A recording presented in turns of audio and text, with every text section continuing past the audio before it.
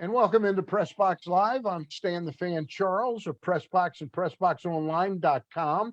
With me is Ross Grimsley. How are you, old left-hander? Wonderful, buddy. How you doing? I'm doing great. And before we introduce our guest, our special guest tonight, just wanted to remind you that these Zooms are going to start to be brought to you by the Costas Inn. We all know what a great place the Costas Inn is to go and sit down and grab your crabs, your crab cakes, your crab soup, steaks, whatever it is. But you can also check it out for carryout. It's one of the best carryout locations in the whole Baltimore area. Okay. And it's 4100 North Point Boulevard. That's the Costas Inn. Joining us now, as promised, is our special guest. He's a major league scout for the San Francisco Giants, and that is Shane Turner. Returns to the airwaves on PressBox. How are you, Shane? I'm doing great. I'm dressed a little differently than the last time we got together. I was That's right. You were in the pool. You were in the pool. Yeah. Okay. He had his do-rag on. That's right. He did have it on. Hey, Shane, clearly we're not going to ask you to discuss situations vis-a-vis the lockout and all that, because we know you're kind of work for a major league club. You got a muzzle on, and you're not going to be able to share insights into us. So it's not going to be entertaining. I wanted to ask you, I want to get into talking about, though, when the lockout is over, when they come to an agreement, which looks like it now could be a while, but what it's going to be like, how crazy that's going to be. But before we talk about that, I do want to ask you, when we had you on last year, did you have any idea that your Giants were going to be that good? I mean, I think it was already in August, but it's one thing to go from where the Giants were the last few years to being a 90, 94 win team. You guys won, I think it was like 107, 108 games. 107 to be exact. Yeah. Franchise record. That's pretty amazing. No. Obviously, I thought we were going to be competitive. I think everybody in the organization thought we were going to be competitive. But, with at least when the season started, the thought that San Diego, and obviously the Dodgers are who they are, but that San Diego would be in the 90 win range also. Sure. It was hard to imagine that we would win 107 because obviously we play so many games with them. But, we did a lot of things the right way. We got a lot of contributions from the entire roster and past 25 into 30 and 35 in the minor leagues. And, Gabe created a great atmosphere there. I think Farhan's a big part of that, where they're very inclusive. When people come and join the team, you're a part of this team now. We need you to contribute. And, they were prepared, and we played very, very well when it came to pitching, catching the ball, and timely hitting. The way you're set up this year, I know that Kevin Gausman signed to go elsewhere, and we just lost Shane. He touched something and went to his iPhone or something like that. Are you with us? I'm back. Okay, There he I'm is. back. Wow. I'm back. He disappeared. It actually looks better when it's black. I'm just kidding. Just kidding. You guys obviously made a calculation that Kevin Gausman's asking price, despite the 2 good years he put in, real good years he put in there in San Francisco, you went in a different direction. I know you signed the guy from the Red, the guy who was with you already, DeSclafani. DeSclafani, yes. Yeah, you got him, and you brought somebody else in. You brought in Alex Woods. Yeah. Tell us a little bit about how you're approaching that pitching staff. Well, I obviously, I think as an organization, we're very appreciative what Gausman was able to do. Certainly turned his career around and sent it in a different direction. But, I think partly with the development of Logan Webb late in the year, he kind of became our ace on that staff. And, I think we knew Gausman was gonna get ace type money. And I think, you not only look at next year, but you try to look 3-4 years ahead and try to stay competitive. But I think the big thing would be is the development of Logan Webb and feeling like he's got a chance to be our ace in the near future going forward. So I think that played a lot in it. And obviously it allows you use that money in other areas to keep the team competitive. Go ahead, Ross. Yeah, Shaner, what exactly? I know you had two guys, Yastrzemski, he had 224, but he had 25 home runs. Gosman 14-6. Tell us a little bit about their ex-Orioles. What did Gosman do different pitching in San Francisco, and what with Yastrzemski? What did these two guys do that made them successful? I think with Gosman, first and foremost, was that we had a plan on using his arsenal, what he had, and basically he's a fastball split guy, and not trying to make him, elevate up in the zone, but pitch down where he's actually a lot more comfortable and a lot more consistent. So, it was just letting him be him, and then just executing what he does best, which was working down in the zone. Trying to elevate really didn't work for him very much. So, we just said, hey, go out with those two pitches and do the best you can, and just be you. And I think he really embraced it and was able to, like I said, execute with those two pitches. Yastrzemski, I think a lot of it was has been an opportunity. The things sometimes that you like or don't like about players in the minor leagues is different with each organization. But I think our organization liked the fact that he's always been a solid baseball player all around, good defender, can run the bases, has some arm strength, but he always made a lot of contact. So we felt like with a slight adjustment that he could add some power to his game also. 25 home runs. I'm not sure that that's what we thought was going to happen, but we felt like he could easily be in the 15 pitch range. He works in that bat, and he finds a way on base besides hitting the home run. So, and he plays all three outfield positions, which at this day and age, versatility is becoming more and more important. We didn't try to pigeonhole him into being an everyday right fielder or an everyday center fielder. Can I jump in? Go Ross, ahead. can I jump in and follow up on Gosman? When you get a guy at Gosman point in his career, his mind must be so full of clutter from 2 or 3 pitching coaches in Baltimore, yo-yoed up and down the minor leagues, then Atlanta, Cincinnati. You get him. How do you? Is it almost better that he hasn't been that successful, and you still feel he can be? That you can get through to him quicker to listen to what you're preaching? The first thing I would say, if he had been successful, we probably never get him. Right. That's Okay. a good point. So it's looking at him when he's with other teams, and just imagining what you can do with him. Now, it doesn't always work, but the player has to be in the right frame of mind at the right time in his career, and he has to be willing, to be honest with himself and say, well, I haven't had much success. I'll be open to other things. Now, sometimes some of those players haven't been successful because they've been too open to coaching.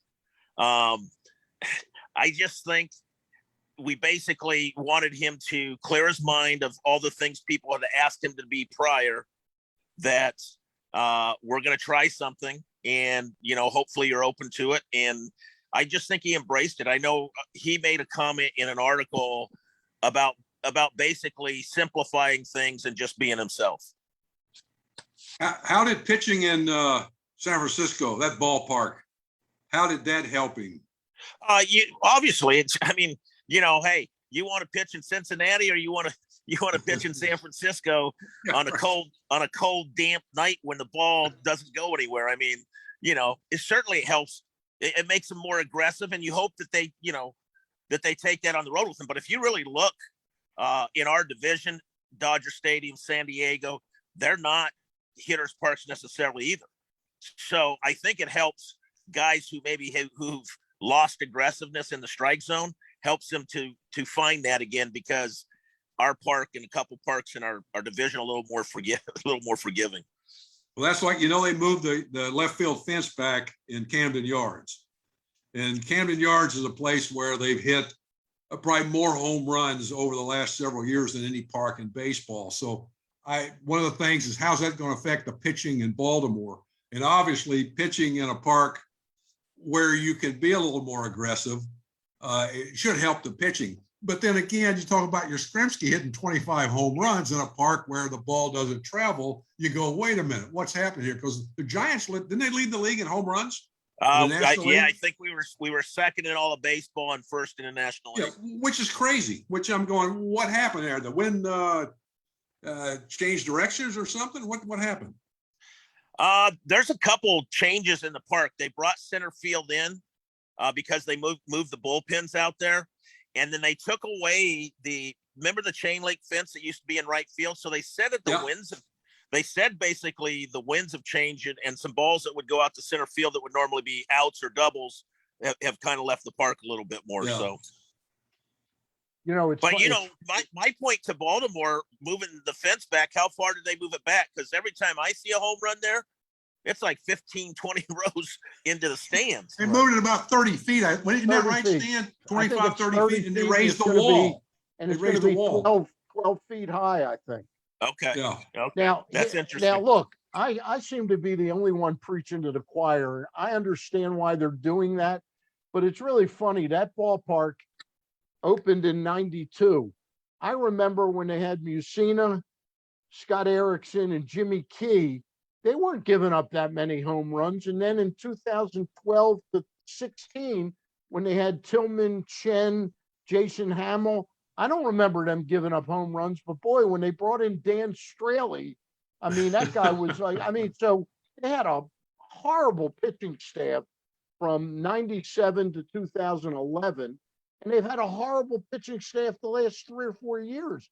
They invested, they didn't even have $10 million spent on pitching last year. That might have a little something. And that's one of the problems, exactly. Yeah. But the whole thing, Stan, you remember, we were out at Pappas doing a thing, and I think Ken Qualls was out there. Yeah. I made the comment that free agent pitchers don't want to come to Baltimore. Right. And he come around to him and he goes, "Oh, I got to disagree. They do." And I'm going, "No, I was a pitcher. You don't want to pitch in Baltimore when you can go somewhere else with a bigger field." And now all of a sudden, 8-10 years later, they move the fences back. And the idea is to get better pitching. Well, you want people to come there. You want to be in more. Pitching and defense wins. No, I understand. It always has, it always will. Yeah. But Shane, to Shane's point, though, Shane said he didn't recall seeing a bunch of little bloops. They were creaming the ball off of the caliber. And the caliber of pitching has a lot to do with it as well. Yeah. Shaner, you've done everything in the Giants organization. You've been there since what, 96? Yes. Yeah. So you've been head of the minor leagues. You've done everything but the general manager, which I think you probably should have done that too, or somewhere. But how have you adjusted in the new era? How's that? How have you come to fit in, basically? Well, I think in 27 years, the game has slowly changed. I would say about every 5 to 7 years. There's always been something that you've had to make some sort of adjustment. I mean, you just listen. I love the game. I want to be around the game. I have a passion for it. I love to win. I want to win again. I want another ring. I mean, so those things. I mean, I've tried to stay in touch, with what the game is like now and how they want it to be played. Doesn't necessarily matter if I completely agree. I have a job to do, and I have to help look for players who will fit into what we do. And the alternative is to do something else, and I don't want to. I want to stay as close. I want to stay as close to the game as I can. I want to, this game's not going to stop changing. There's going to be more changes as we go forward. What are they going to look like? I'm not exactly sure yet, but I just feel like the part of the game that I wish we would get back to is just understanding that all of the game matters. Like base running matters. Okay. Right. I watch base running lose baseball games. It matters, knowing where to throw the ball in the outfield when you got a 4-run lead in the ninth instead of airbailing the ball to the plate. It matters. Yeah. Throwing strikes matters. As a hitter, controlling the strike zone and swinging at strikes matters. I just wish we'd if you want to hit home runs, Earl Weaver wanted home runs. I don't care about that. Heck, every pitcher wants to strike everybody out all the time. That's not any different than the game's ever been. It's just like we lost sight of the rest of the game. The great defensive play we don't appreciate. We're going to just put everybody on one side of the field, and either we got that covered or it goes the other way. I just want the game to look more like it did, being a fundamentally sound, fun game to watch, a crisp game being played the way it's supposed to be played. Right. Is part of that, Shane, is part of that, though, the lack of action now that the analytics, the way teams are teaching hitting and the way they're teaching pitching, it's not as much action in a baseball game as there used to be. There's no doubt, and the game in general values offense so over defense. So you can be a subpar defender anyway, and have a position on the field. Now, there was some of that obviously in the game already, but I mean, it seems to me like, if you're just gonna put your second baseman, your shortstop, and your second baseman, your third baseman on one side of the field, the shortstop's range isn't as important as it would have been earlier in the game. I'm all for new ideas, and I think that there was a thinking that came into the game, and it helped a couple teams win. When a team wins, everybody embraces it and tries to copy it. But my feeling is that if you're losing playing the game their way, I'm going to turn around and try to win another way, which means I'm bringing stolen bases back.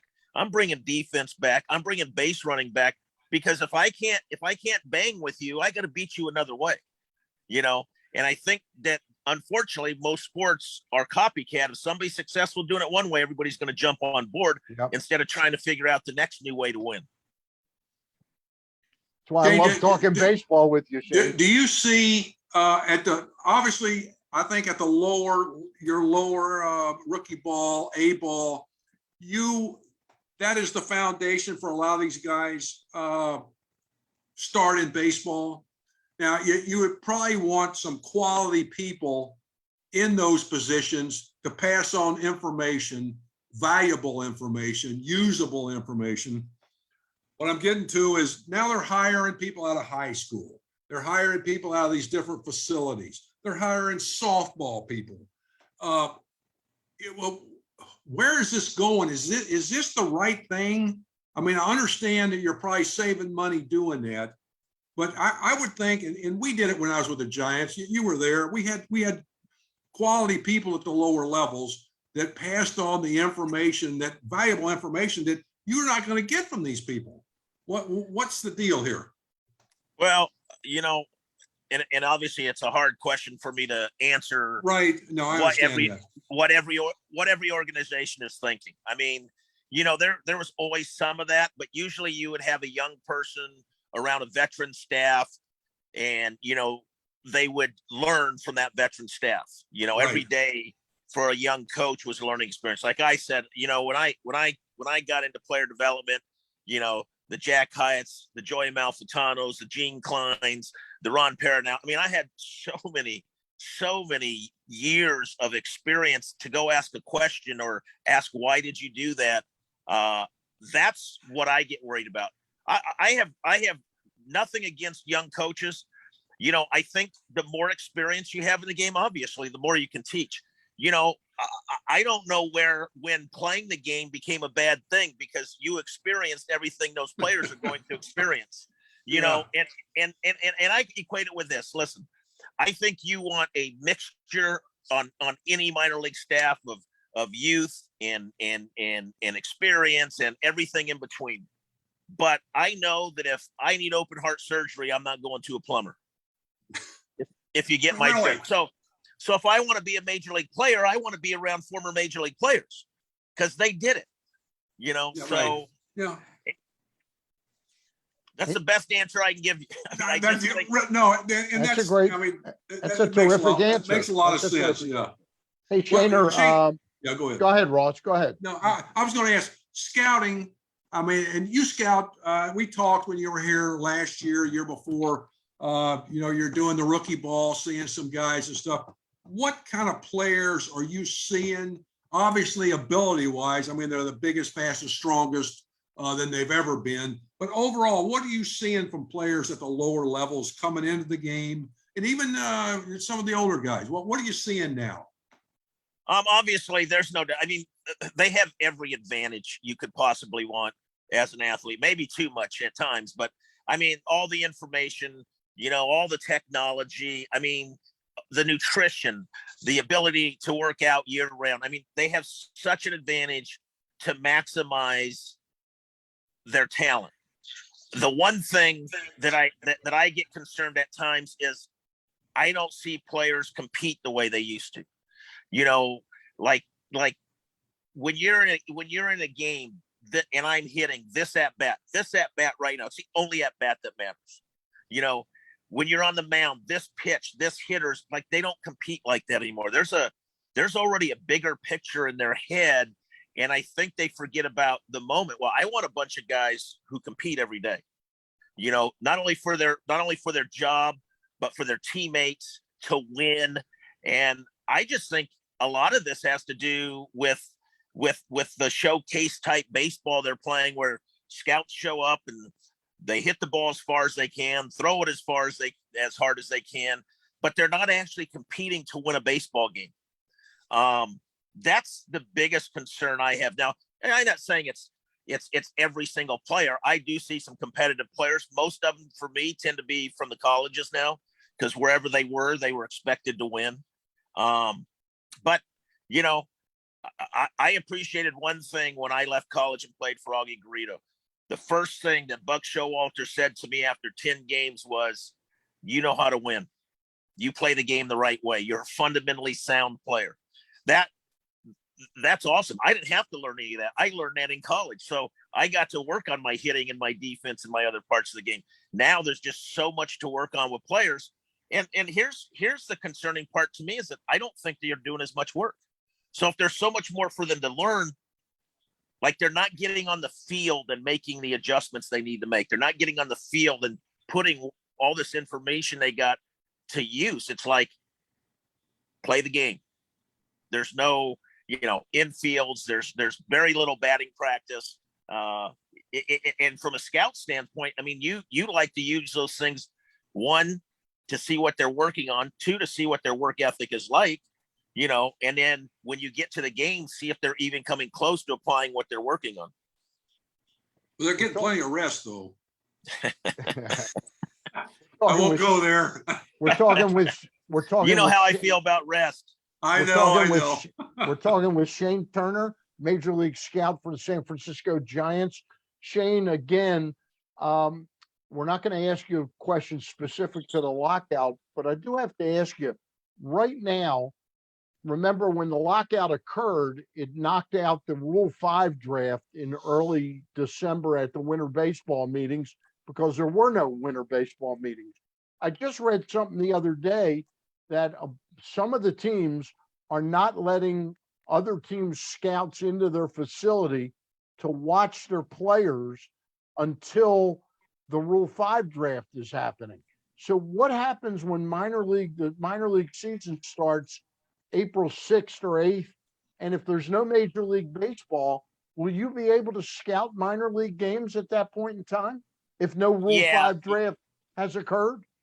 Yeah. So my understanding, basically, yes, teams started sending out notice that they weren't going to allow scouts or other front office personnel onto their facilities until a Rule 5 draft occurred.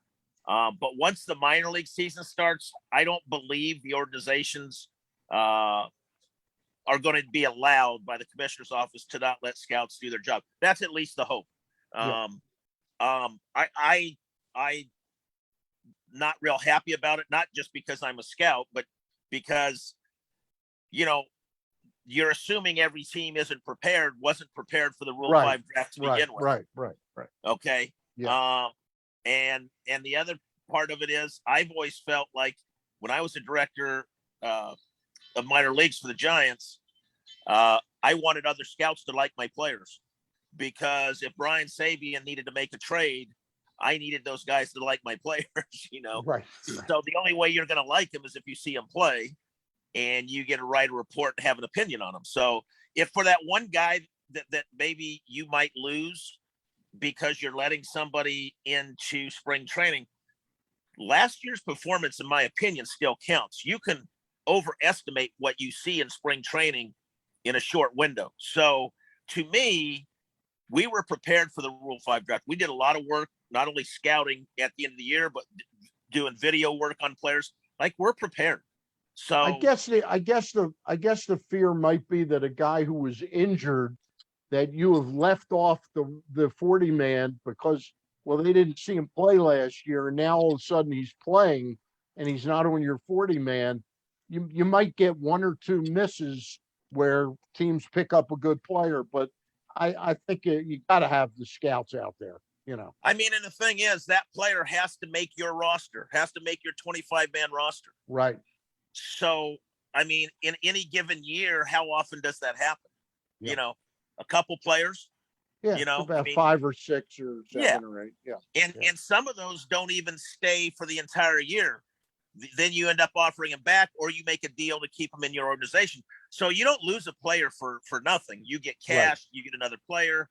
So, you know, and obviously this is a little personal to me because it's keeping me at home instead of where I want to be is at the ballpark. But, you know, I just think you have to assume everybody has done their homework. And if they didn't, shame on them.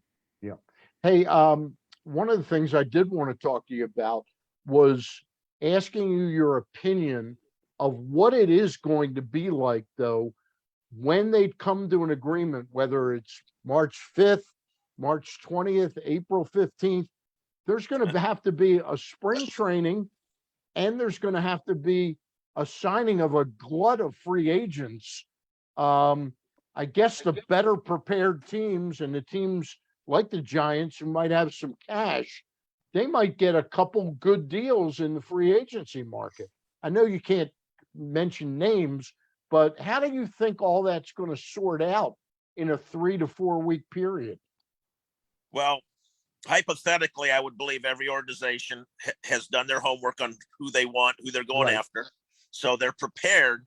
And I think it's going to be like a Kmart blue light special on Coke and everybody rushing for the Coke. I mean, it's going to be a mad rush to get what you need, who you need. You know, it kind of is what happened before the lockout, how all those signings were taking place. Yeah. I think it's going to be the same. It's going to be the same thing. And then, you know, if you don't get your guy, there's got to be there's got to be a plan B and a plan C, and where you're going from there. I think it's going to be absolutely crazy. I mean, I think for the players who aren't signed yet, hopefully they're doing a great job somehow keeping themselves in shape and as ready as they can be, so that they don't end up injured or something like that. But I think it's going to be, I mean, watch the MLB channel, because I think something's going to be happening every second, because people are going to be really scrambling for what they need. And how much time do you think teams will need of an actual spring training and exhibition, enough exhibition games to get your starting pitchers up to speed? Is it 3 weeks? Is it 4 weeks? Well, I would say ideally it's probably closer to 4 weeks, but the way starting pitching is used now, and with the extra arms in the bullpen, I think they'll probably go with some sort of 3 week schedule, because if by midnight they don't come up with an agreement, there's gonna be less games. At least that's what Major League Baseball is proposing. So I just think there might even be maybe the first month they carry a 27th player. I don't know. Yeah, that's what I'm thinking. Yeah. You know, because to get the starting pitchers ready, to me, you're usually going, somewhere between 20 to 30 pitches, and then 30 to 45, and then 50. So I don't think they're going to be around long enough for them to get that 6th start that they would probably need to be stretched out, near 100 pitches. So they're going to have to come up with something that protects those starting pitchers. Ross, you got 1 or 2 more for Shane? I got one more. Let him get out of here. Yeah, and Shaner, you've done everything with the Giants. You've been very successful. You're one of the big reasons they won. They went to the World Series 4 times and won 3 world champions. And a lot of the players came through the system to the big leagues here. Do you have any aspirations to get back on the field?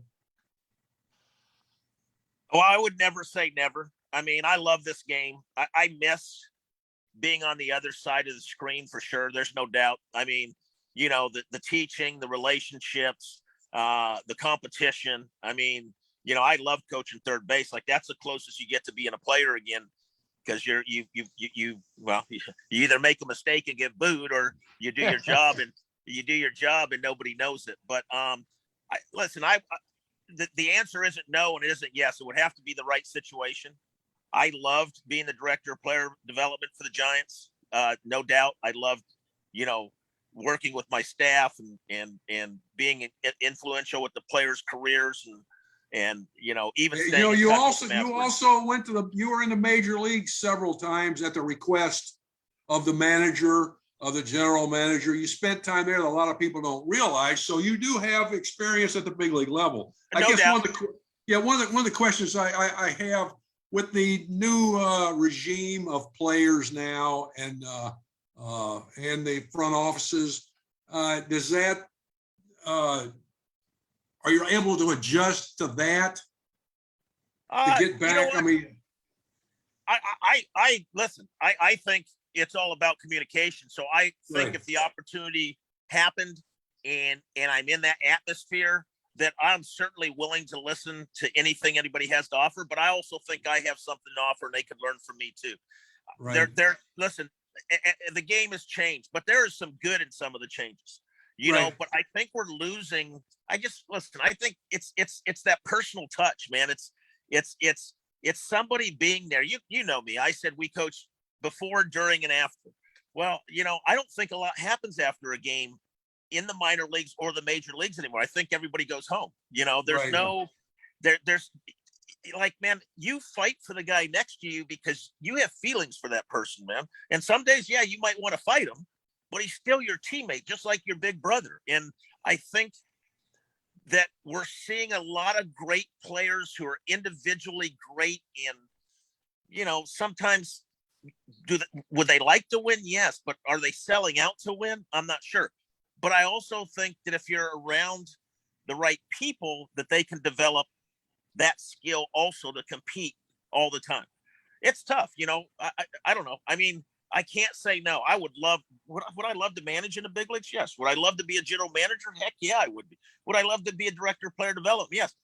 Am I happy to be a scout? Yes. I mean, I love this game. And if I can stay in this game, you know, till I'm 80, then I'll probably stay in this game till I'm 80. Hopefully they'll want me in this game when I'm 80. Would you take a job as a groundskeeper? Hey, if that's all, I'm not sure I'm qualified because these guys all got degrees now. I'll tell you, we've only talked 2 times. I see you as somebody that would be very effective managing a baseball team, a major league team. I mean, you know, that was my goal at one time. Yeah.